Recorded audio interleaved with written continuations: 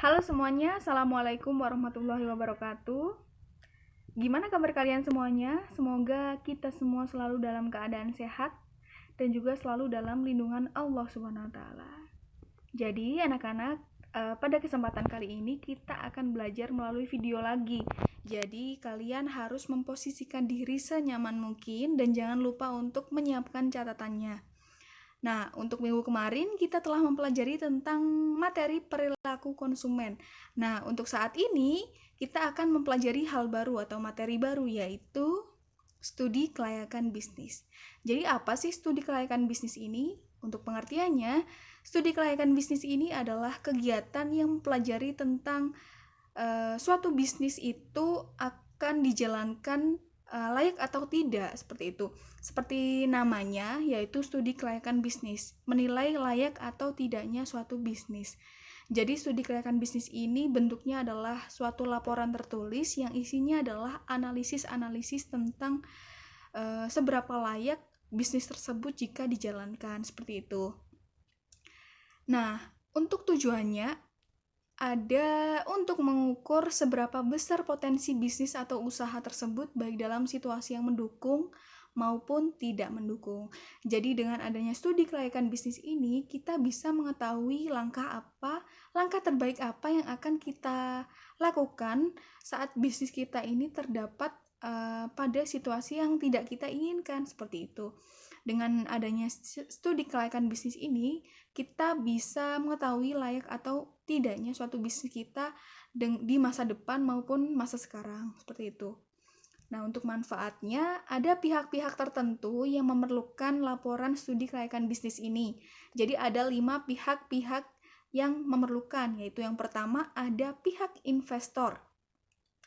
Jadi seperti yang kita ketahui bahwa investor sendiri adalah orang yang menanamkan modalnya kepada bisnis kita. Jadi di sini pihak investor memerlukan laporannya untuk ia pelajari dan digunakan sebagai bahan pertimbangan sebagai untuk menanamkan modalnya, seperti itu. Nah, sedangkan untuk pihak kreditor, contohnya adalah bank. Nah, di sini bank perlu mempelajari laporan studi kelayakan bisnis kita supaya di sini pihak kreditornya itu tahu kita memiliki agunan apa sebagai jaminan untuk dana yang kita pinjam, seperti itu. Lalu yang ketiga ada pihak manajemen perusahaan. Nah, di sini pihak manajemen perusahaan memerlukan laporan karena agar mengetahui alokasi dana yang ada di dalam perusahaan itu. Jadi dari mana dananya, untuk apa dananya, seperti itu. Jadi manajemen harus mengetahui tentang segala alur dana yang ada di perusahaan. Nah, yang keempat ada pihak pemerintah dan masyarakat. Jadi kenapa pemerintah ini kok ikut-ikut dalam studi kelayakan bisnis? Jadi pihak pemerintah ini berhak ikut campur dalam penentuan kebijakan-kebijakan perusahaan bisnis kita, seperti itu. Jadi di sini kita dalam menentukan kebijakan harus sesuai dengan aturan-aturan pemerintah dan tidak merugikan masyarakat sekitar. Nah, yang terakhir ada tujuan pembangunan ekonomi, yaitu menyejahterakan seluruh rakyatnya. Jadi di sini dengan adanya bisnis yang layak, nah kita akan secara tidak langsung akan memperkerjakan orang-orang sebagai karyawan kita atau yang lainnya, seperti itu. Nah, mungkin sudah cukup jelas ya manfaatnya. Kita lanjut untuk aspek-aspeknya. Jadi di sini ada 3 aspek yang akan kita pelajari. Jadi 3 aspek ini harus kita analisis dalam membuat laporan studi kelayakan bisnis. Karena aspek-aspek ini sudah mencakup keseluruhan tentang sebuah bisnis. Nah, kita ulik satu-satu ya. Nah, yang pertama ada aspek pasar. Nah, di sini aspek pasar ini maksudnya adalah kita menganalisis tentang luasnya pasar, kita menganalisis tentang konsumennya, alokasi pasarnya, segmentasi pasarnya, seperti itu. Nah, yang kedua ada aspek internal perusahaan. Seperti namanya internal, yaitu yang ada di dalam perusahaan. Jadi aspek internal di sini dibagi menjadi beberapa aspek lagi, yaitu ada 4 aspek. Yang pertama ada pemasaran. Nah, di sini pemasaran pasti sebuah perusahaan itu ada bagian pemasarannya, dan di sini perlu dianalisis juga. Nah, yang kedua ada teknis dan teknologi. Jadi perusahaan ini menggunakan teknologi apa aja, memanfaatkan teknologi apa aja, dan juga teknis operasionalnya seperti apa. Nah, yang ketiga ada sumber daya manusia. Jadi orang-orang yang bekerja di dalam perusahaan ini seperti apa, pihak-pihaknya, bagian-bagiannya, itu juga perlu dianalisis. Nah, yang terakhir ada manajemen. Jadi pihak manajemennya harus mengetahui untuk mengorganisasi seluruh isi dari perusahaan. Nah, itu tadi aspek internal perusahaan. Nah, yang ketiga ada aspek eksternal perusahaan. Jadi di sini aspek eksternal adalah aspek yang berada di luar perusahaan, yaitu adalah keadaan lingkungan sekitar, keadaan sosialnya, dan juga pesaingnya. Itu termasuk aspek eksternal. Nah, mungkin dari sini sudah cukup jelas aspek-aspeknya. Jadi hal ini adalah hal-hal yang perlu kita analisis. Nah, yang selanjutnya adalah langkah-langkahnya. Nah, di sini ada langkah-langkah untuk membuat studi kelayakan bisnis.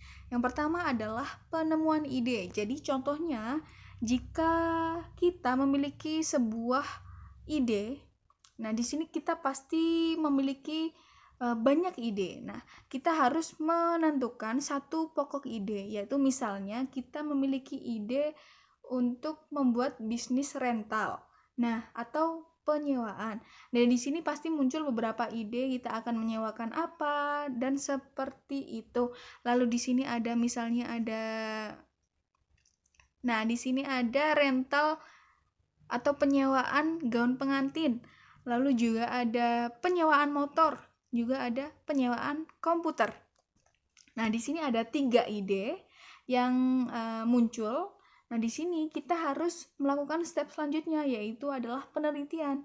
Kita harus meneliti dari ide-ide ini, mana sih yang paling potensial, mana sih yang paling menguntungkan jika dilaksanakan, seperti itu. Nah, setelah kita teliti, kita juga harus mengevaluasi hasil penelitian tadi. Kita mengevaluasi apa sih kurangnya dari ide pertama, kedua, dan juga ketiga. Setelah itu, setelah kita evaluasi, kita melakukan pengurutan usulan yang layak. Jadi dengan adanya evaluasi, kita juga mengetahui mana ide yang terbaik dan mana ide yang terburuk, seperti itu. Setelah diurutkan, baru kita melakukan rencana pelaksanaan, karena dengan adanya pengurutan tadi, kita telah menentukan satu ide yang paling potensial, yang paling baik dilakukan. Lalu kita selanjutnya adalah melakukan rencana pelaksanaan. Nah, di sini rencana pelaksanaan adalah rancangan yang akan kita lakukan saat melakukan bisnis. Nah, setelah itu kita baru pelaksanaannya, gimana karyawannya, penggajiannya, seperti itu. Nah, di sini semuanya perlu ada dalam laporan studi kelayakan bisnis. Nah, selanjutnya adalah tugas. Nah, setelah materi yang Ibu sampaikan tadi, ada tugas. Nah, di sini kalian disuruh untuk analisis aspek studi kelayakan bisnis wirausaha di lingkungan kalian. Jadi, bisnisnya ini bebas, mau itu bisnis warteg atau bisnis salon atau bisnis yang lainnya, itu boleh, asalkan itu di lingkungan sekitar. Dan di situ kalian harus menganalisis aspek-aspek tadi, 3 aspek tadi di dalam bisnis tersebut. Nah, hasil analisis tersebut ditaruh di Microsoft Word dengan font Times New Roman size-nya 12 dan deadline-nya tanggal 14 April 2020 jam 8. Nanti hasilnya dikirimkan ke email saya, sudah tertera di situ. Dan jika ada sesuatu yang kurang dimengerti, kalian bisa menghubungi Ibu lebih lanjut, seperti itu. Mungkin cukup materi yang Ibu sampaikan, kurang lebihnya Ibu mohon maaf. Semoga materi kali ini bermanfaat untuk kita semua. Sekian dari saya. Wassalamualaikum warahmatullahi wabarakatuh.